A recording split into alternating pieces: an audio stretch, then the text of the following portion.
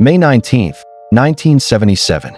On a warm spring day in 1977, a 20-year-old woman named Colleen Stan stood on the side of a California road, thumb outstretched. She was trying to get to a friend's birthday party and had done this kind of thing before. She was careful about it, too. She had already waved off two vehicles before a blue van slowed to a stop beside her. What made this ride feel safe was simple. A young couple sat in the front seats, and a baby was strapped in the back. The driver was 23-year-old Cameron Hooker. His 19-year-old wife, Janice, rode beside him. Colleen got in. She had no way of knowing that the couple had spent that morning driving around deliberately hunting for a woman to abduct. At a gas station stop along the way, something stirred inside Colleen, a quiet but insistent alarm. She thought about slipping out through a bathroom window and never looking back. She talked herself out of it. 20 minutes later, Cameron turned off the highway, claiming he wanted to check out some nearby caves. Janice took the baby down toward a lake. Cameron climbed into the back seat, pressed a knife to Colleen's throat, bound her, and placed a wooden contraption over her head, a homemade sensory deprivation device he had built himself, weighing around 20 pounds, designed to block out all light, sound, and breathable air. Colleen Stan's life as she had known it was over. The Hookers brought Colleen to the basement of their home in Red Bluff, California. There, she was stripped, suspended from the ceiling, and beaten while Janice watched. Afterward, Cameron forced her into a wooden box barely large enough to contain a human body, roughly 3 feet wide and 6 feet long, and left her there for the night. She lay in total darkness, convinced she would be dead before morning. She was not wrong to think so. What she couldn't yet understand was that Cameron had something far more prolonged in mind. The cruelty visited on Colleen Stan had its origins in the Hookers' own relationship. Cameron harbored extreme sadistic fantasies, and Janice had long been his primary outlet. The two struck a bargain. Cameron could have a captive woman to dominate, and in exchange Janice would be spared the worst of his impulses and could have a child. There was one rule. Cameron was not to have intercourse with the captive. That rule, like so many promises Cameron made, would not hold. Stripped of a name, locked in a box, Cameron wasted no time establishing the psychological architecture of his control. Colleen was renamed Kay. She was to address him as Master and Janice as Ma'am. She was forbidden from speaking without permission. She was not a person in Cameron's world. She was property. Her physical existence was reduced to the confines of that wooden box, kept under the Hooker's bed. She was allowed outside it for only an hour or two each day, and during that time she was expected to cook, clean, and care for the Hooker's children, all while wearing the head box in certain circumstances. She used a bedpan for bathroom needs. She survived on scraps. She spent the remainder of every day and every night folded into darkness beneath a sleeping family. In 1978, Janice gave birth to a second child on the waterbed directly above Colleen's box, an invisible prison. 7 months into her captivity, Cameron introduced a weapon far more powerful than any box or chain. He told Colleen about an organization he called The Company, a secretive, far-reaching, and ruthless group that monitored slaves and their keepers alike. He told her that any attempt to escape or any disclosure to anyone would result in swift and merciless punishment, not just for her, but for her family. Colleen believed him completely. In January 1978, under this manufactured terror, she signed a document agreeing to her own enslavement. The fiction of the company would hold her in place for the next several years, even when her chains were loosened, even when she was technically free to walk away. As the years passed, Cameron began granting Colleen small, calculated freedoms. This was not kindness. It was a demonstration of how total his power over her had become, a power that needed no walls, because it lived inside her. In 1981, she was allowed to visit her family alone. She sat with her parents and said nothing about what had happened to her or where she had been for years.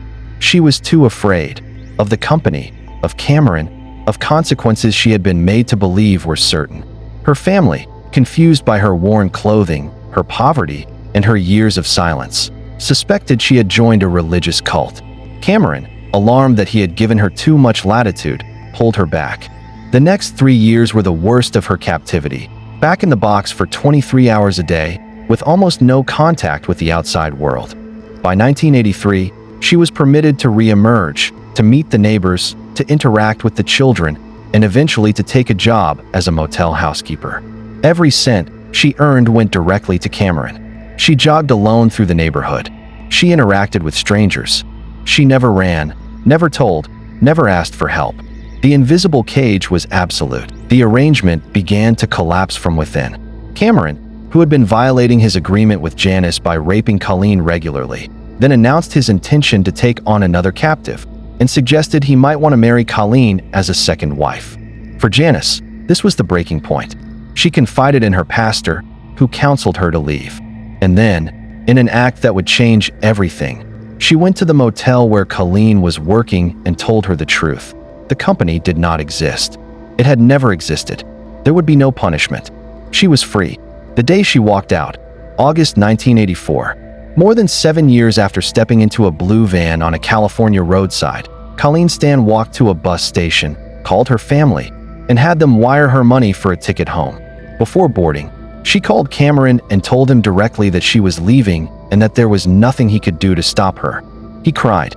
Janice asked Colleen not to go to the police, promising she could change her husband. Colleen, still processing everything she had endured, agreed to stay silent. But Janice quickly realized Cameron could not be rehabilitated, and that her own children might not be safe. In November 1984, she went to law enforcement herself and reported everything. Cameron Hooker went to trial in 1985. He admitted to the confinement and the head box, but argued that Colleen had stayed of her own free will and that any sexual contact was consensual. The evidence against him was overwhelming. The box itself, the head device, the slavery contract, photographs, and Colleen's own devastating testimony. The jury convicted him on kidnapping and multiple counts of rape, sexual assault, and sodomy. The judge sentenced him to 104 years in prison, and in doing so described Cameron Hooker as the most dangerous psychopath he had ever faced from the bench. Janice, in exchange for her testimony, received full immunity and was never charged. Investigators also learned that Cameron may have abducted and killed another young woman, Marie Elizabeth Spanhake, the year before Colleen was taken. No body was ever recovered, and no charges were ever brought. For many people, the hardest part of this story to process is not the cruelty. It is Colleen's apparent compliance. Why didn't she run when she jogged alone? Why didn't she tell her parents the truth? Why didn't she simply not come back from work one day? The answer lies in one of the most thoroughly documented phenomena in the psychology of captivity. Cameron spent years dismantling Colleen's sense of self, her sense of reality, and her belief in the possibility of escape.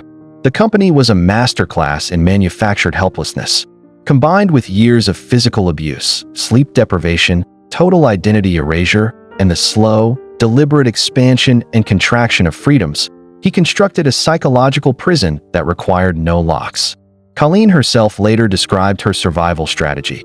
She learned to send her mind somewhere else entirely, to mentally vacate whatever was being done to her body and travel to a place of her own creation. Colleen Stan came home and rebuilt herself from the ground up. She underwent years of therapy, earned an accounting degree, got married, and had a daughter of her own. She became an advocate for abused women. Both she and Janice Hooker changed their names and continued living in California. They have never spoken to one another again. Every year on August 10th, the anniversary of the day she walked away, Colleen takes her family to the beach. They celebrate. She has said, with unmistakable conviction, that she savors her freedom every single day, and that the secret to surviving the past is learning to live entirely in the present. Cameron Hooker remains imprisoned. This case endures in the literature of criminal psychology not only for its brutality, but for what it reveals about the human mind under conditions of extreme, sustained control, and about the remarkable capacity of the human spirit to survive them.